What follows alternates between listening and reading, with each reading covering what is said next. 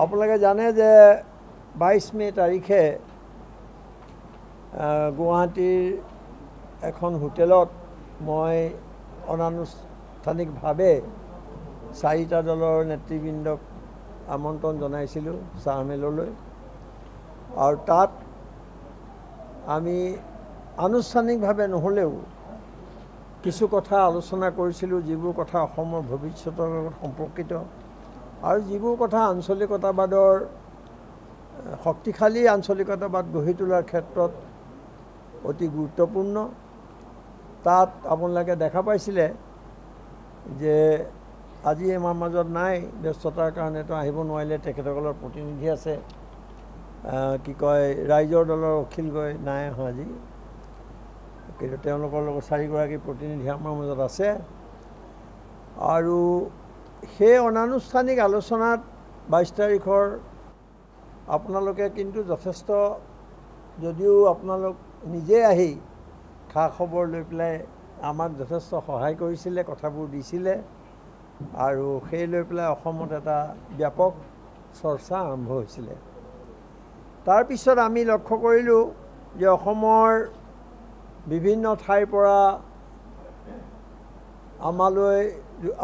আমাৰ সৈতে যোগাযোগ কৰিছিলে আৰু আমি তেতিয়াই ভাবিছিলোঁ বা দুটা নিৰ্বাচনৰ ফলাফল মানে কি কয় নিৰ্বাচনৰ ফলাফল তেতিয়া প্ৰকাশ হোৱা নাছিলে সেইদিনা 4 তাৰিখৰ পিছত আমি লক্ষ্য কৰিলোঁ যে বিশেষকৈ যোৰহাট ডিব্ৰুগড় কি কয় গুৱাহাটী এই সমষ্টিবিলাকত নগাঁও খিলঞ্জীয়া অসমীয়া মানুহে আমাৰ প্ৰাৰ্থীক যথেষ্ট ভোটদান কৰিছে আৰু সেইটো আছিলে বিৰোধী ৰাজনৈতিক ঐক্য আৰু লুৰিণজ্যোতি গগৈ আমাৰ সেই বিৰোধী ৰাজনৈতিক ঐক্যৰ সাধাৰণ সম্পাদক আছিলে আপোনালোকে জানে তেওঁ ডিব্ৰুগড়ত সৰ্বানন্দ সোণোৱালৰ লগত যুঁজ দি পৰাজয় বৰণ কৰিলেও এটা অতি সন্মানজনক স্থানত নিজক উপবিষ্ট কৰিবলৈ সক্ষম হ'ল আৰু আমি তাত গৈ দেখিলোঁ সকলোৱে যে মানুহে তেওঁলোকে যিবিলাক জনগোষ্ঠীৰ ওপৰত বিশেষভাৱে নিৰ্ভৰ কৰে বা তাৰ বাবে কাম কৰে সেইবিলাকৰ ঊৰ্ধলৈ গৈ থলুৱা খিলঞ্জীয়া অসমীয়া মানুহে লুৰিণজ্যোতি গগৈক ভোট দিছিলে ইফালে গৌৰৱ গগৈক দিছিলে আৰু এনেকৈ গুৱাহাটীতো আমি দেখা পাইছিলোঁ বা অন্যান্য ঠাইত দেখা পাইছিলোঁ সেইটো বৰ ডাঙৰ কথা নহয় প্ৰয়োজনীয় কথা কিন্তু আজি আমি 4টা দল সমবেত হ'লোঁ আনুষ্ঠানিকভাৱে এই শব্দটো কৈছোঁ আনুষ্ঠানিকভাৱে আজি আমি ইয়াত সমবেত হ'লোঁ আৰু ইয়াত কেইটামান সিদ্ধান্ত আমি বহু আলোচনাৰ মূৰত আপোনালোকে দেখাই পাইছে যে আমি কমেও 1.5 ঘণ্টা সময় আলোচনা কৰি 1.5-2 ঘণ্টা আলোচনা কৰি কেইটামান সিদ্ধান্তত আমি উপনীত হৈছোঁ আজি আমি এটা সিদ্ধান্তত উপনীত হৈছোঁ যে এই 4টা দলে মিলি এখন আঞ্চলিক গণমঞ্চ আঞ্চলিক ৰাজনৈতিক ঐক্য মঞ্চ গঠন কৰা হৈছে ৰাজনৈতিক ঐক্য মঞ্চ আনুষ্ঠানিক ৰূপ দিয়া হৈছে আৰু মোৰ বাওঁফালে আছে লুৰিণ গগৈ সেইফালে আছে জয়ন্তী কাঠাৰ তেখেত ডিফুৰ পৰা আহিছে আৰু মোৰ সোঁফালে আছে ৰাইজৰ দলৰ অলক নাথ সেইকাৰণে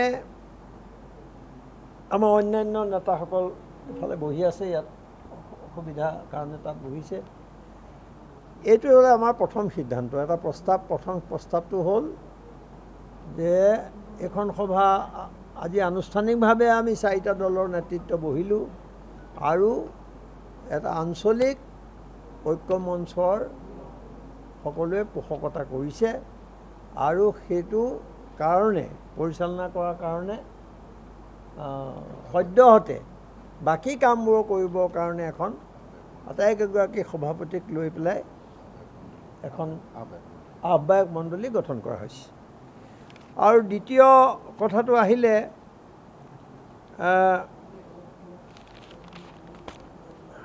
কথাটো আহিলে যে আমি এখন এই যিটো মঞ্চ হ'ব ঐক্য মঞ্চ হ'ব আঞ্চলিক দলবিলাকৰ মাজত তেওঁলোকে এখন জাতীয় কৰ্মসূচী প্ৰস্তুত কৰিব। 2 নম্বৰ জাতীয় কৰ্মসূচী প্ৰস্তুত কৰিব এই আঞ্চলিক ঐক্য মঞ্চই। আৰু 3 নম্বৰ প্ৰস্তাৱত হ'ল আমাৰ যে আমি যিমান দূৰ পাৰি সম্ভৱ যিমান সোনকালে পাৰি আমি আজিয়ে আপোনালোকক সময়টো কৈ দিব নোৱাৰিম, তাৰ কাৰণে প্ৰস্তুতি লাগিব। এখন জাতীয় ৰাজনৈতিক অভিৱৰ্তন অনুষ্ঠিত হ'ব আৰু সেই জাতীয় ৰাজনৈতিক অভিৱৰ্তনখন সকলো দিশৰ পৰাই এখন অতি গুৰুত্বপূৰ্ণ আৰু অসমৰ সকলো জাতি জনগোষ্ঠীৰ সন্মুখলৈ এটা যাতে বাৰ্তা লৈ যাব পাৰে, তাত সেই প্ৰচেষ্টাৰে বা সেই লক্ষ্যৰে সেই জাতীয় ৰাজনৈতিক অভিৱৰ্তনখন অনুষ্ঠিত হ'ব। আৰু শেষত এই যে আমাৰ মঞ্চ এখন হ'ল, এই যে আমি আগবাঢ়িব খুজিছোঁ, আগুৱাই যাব খুজিছোঁ, আমি এফালেদি সংগ্ৰামৰ বিভিন্ন যিবোৰ ইছ্যু আছে সেইবিলাকতো আমি আগুৱাই যাম, সেইবিলাকক লৈ আমাৰ আন্দোলন অব্যাহত থাকিব। আৰু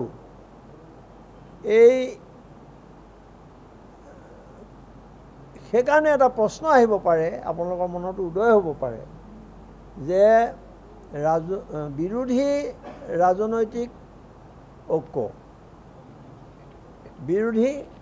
ৰাজনৈতিক ঐক্য মঞ্চ যিটো আমাৰ বিৰোধী ৰাজনৈতিক ঐক্যই কাম কৰি আছোঁ, যাৰ প্ৰাৰ্থী আছিলে লুৰিণজ্যোতি গগৈ, সেই ঐক্য কিন্তু আমি শক্তিশালী কৰাৰ পোষকতা কৰিছোঁ আজিৰ সভাই।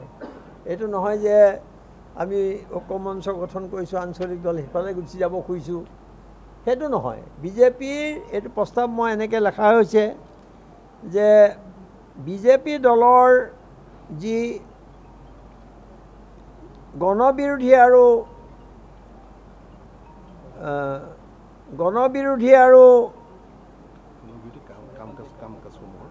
যিবিলাক গণবিৰোধী কাম কাজ, যিবিলাক সাম্প্ৰদায়িক কাম কাজ, সেইবিলাকৰ প্ৰতিবাদ অব্যাহত ৰখা, তাৰ বিৰুদ্ধে প্ৰতিবাদ অব্যাহত ৰখাৰ স্বাৰ্থত আমি ইতিপূৰ্বে গঠিত যি বিৰোধী ঐক্য মঞ্চ আছিলে তেওঁলোকৰ লগত আমি পূৰ্ণ সহযোগিতা কৰিম আৰু বিভিন্ন সময়ত আমি মিলিত হৈ গোটেই বিষয়বোৰ আলোচনা কৰিম। এইকেইটাই আমাৰ মূল কথা, আৰু বোধ কৰোঁ নাই। এই মূল কথাকেইটা লৈ আমি এতিয়া আগুৱাম। আৰু ইতিমধ্যে যি জাতীয় কৰ্মসূচীৰ কথা ক'লোঁ, আৰু আমি এখন বহল ভিত্তিত সমন্বয়ৰক্ষী সমিতিৰ কথা আহিব, তাৰ আগতে আমি 4গৰাকী সভাপতিয়ে মিলি আমি পৰৱৰ্তী সিদ্ধান্তসমূহ গ্ৰহণ কৰিম আৰু সেই সিদ্ধান্তবোৰ আপোনালোকক আমি সময়ে সময়ে জনাই যাম। আজি যিটো হ'ল, ইতিমধ্যে আপোনালোকে গম পাইছে যে ৰাইজৰ দলে এটা একত্ৰীকৰণৰ প্ৰস্তাৱ গ্ৰহণ কৰিছে জাতীয় পৰিষদৰ লগত আৰু আমাৰ লগত, জাতীয় দলৰ লগত। সেইটো অখিল গগৈ মুকলিকৈ কৈছে আৰু প্ৰস্তাৱো তেওঁলোকৰ হাতত অৰ্পণ কৰিছে। কিন্তু আমি ক'ব খুজিছোঁ এইটোৱেই আপোনালোকৰ বাবে জ্ঞাতাৰ্থে যে একত্ৰীকৰণ ভাল কথা, সেইটো হোৱাত একো বেয়া নহয়, হ'ব পাৰিলে। কিন্তু একত্ৰীকৰণৰ কথাটো কৈ দিলেই একত্ৰীকৰণটো হৈ নাযায়। আৰু এই 2টা দলৰ মাজত বা 3টা দলৰ মাজত নিজৰ ভিতৰৰ কথা এইটো। গতিকে তেওঁলোকৰ নিজৰ দলীয় মঞ্চত একত্ৰীকৰণৰ বিষয়ে আলোচনা কৰিব, সেইমতে সিদ্ধান্ত ল'ব। আজি মই মোৰ দলটোৰ হৈ পেলাই একো কৈ দিব নোৱাৰোঁ, লুৰিণজ্যোতি গগৈ আজি কৈ দিব নোৱাৰে। সেইকাৰণে সেই একত্ৰীকৰণৰ যিটো প্ৰক্ৰিয়া, সেইটো সফল হোৱাটো আমি বিচাৰোঁ মনে প্ৰাণে। কিন্তু সেইটো আজিয়েই তেনেকুৱা কথা আমি আলোচনাও কৰা নাই, কাৰণ এইটো আলোচনাই আমাক আজি আৰু বিশেষ আমি সমাধান তাত বিচাৰি নাপাম। সদ্যহতে আমি এখন আঞ্চলিক ঐক্য মঞ্চ কৰি তাৰ জৰিয়তে কাম কাজ কৰাৰ মাজেৰে আমাৰ দলকেইটাৰ মাজত মনে মিলা দলকেইটাৰ মাজত বা বহুত ধৰণৰ সমস্যা থাকে। আজি কাঠাৰ ডাঙৰীয়া আছে, আজি ডিফুৰ সমস্যাৰ লগত এইফালৰ সমস্যা বহুত মানে এটা তফাত আছে, পাৰ্থক্য আছে। গতিকে সেইটো সময়ত সিদ্ধান্ত হ'ব আৰু সদ্যহতে আমি এই আঞ্চলিক ঐক্য মঞ্চক শক্তিশালী কৰাৰ ওপৰতহে অধিক আমি গুৰুত্ব আৰোপ কৰিছোঁ। এইটো কথা আপোনালোকক যোৱাবাৰ আমি কৈছিলোঁ যে আঞ্চলিক দলবোৰ শক্তিশালী হোৱাৰ ওপৰত আমি গুৰুত্ব আৰোপ কৰিছোঁ। কাৰণ এতিয়া অসমত আঞ্চলিক দল নাই বুলিলেই হয়, মানে যিটো আছে আঞ্চলিক দল সেইটোৱে যথেষ্ট মানুহৰ আশা আকাংক্ষা পূৰণ কৰিব নোৱাৰিলে, আঞ্চলিকতাবাদক আগুৱাই নিব নোৱাৰিলে, আঞ্চলিকতাবাদ জাতীয়তাবাদক শক্তিশালী কৰিব নোৱাৰিলে।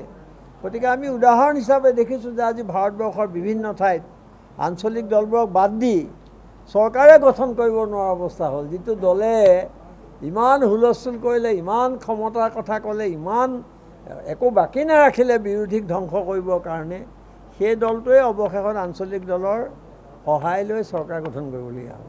গতিকে আমিও বিচাৰিছোঁ যে আঞ্চলিক দল বেলেগে শক্তিশালী হওক। সেইকাৰণে আপোনালোকক এইটো কৈছোঁ যে প্ৰস্তাৱ লৈছোঁ আমি যে বিৰোধীক ভোট বিজেপি বিৰোধী ভোটৰ যাতে বিভাজন নহয় তাৰ কাৰণে, আৰু বিজেপিৰ যিবিলাক অপকৰ্ম, যিবিলাক তেওঁলোকৰ গণবিৰোধী নীতি, তাৰ বিৰুদ্ধে যুঁজখন চলাই নিবৰ কাৰণে সকলো ঐক্যবদ্ধ হ'ব লাগিব। কাৰণ তেওঁলোক আমাৰ প্ৰধান শত্ৰু। সেইকাৰণে আমি বিৰোধী ঐক্য শক্তিশালী হোৱাটো বিচাৰোঁ, কিন্তু একে সময়তে আমি আঞ্চলিক দল অসমৰ স্বাৰ্থত, অসমৰ বৃহত্তৰ স্বাৰ্থত, অসমৰ জাতি জনগোষ্ঠীবোৰৰ অধিকাৰৰ প্ৰশ্নত যাতে শক্তিশালী হয় আঞ্চলিক দল, সেইটোত আমি সদ্যহতে গুৰুত্ব আৰোপ কৰিছোঁ। নাম হোৱা নাই, ঠিক আজি নাম চূড়ান্ত হোৱা নাই। চাৰিগৰাকী সভাপতিয়ে এই বিষয়ে আলোচনা কৰি নামটো ঠিক কৰিব সময়ত, পৰৱৰ্তী বৈঠকত আমি আপোনালোকক জনাব পাৰিম। কিন্তু এইটো আঞ্চলিক ঐক্য মঞ্চ বুলি আপোনালোকে আজি ক'ব পাৰে নেকি? আঞ্চলিক দলসমূহৰ মঞ্চ, আঞ্চলিক দলসমূহৰ ঐক্য মঞ্চ।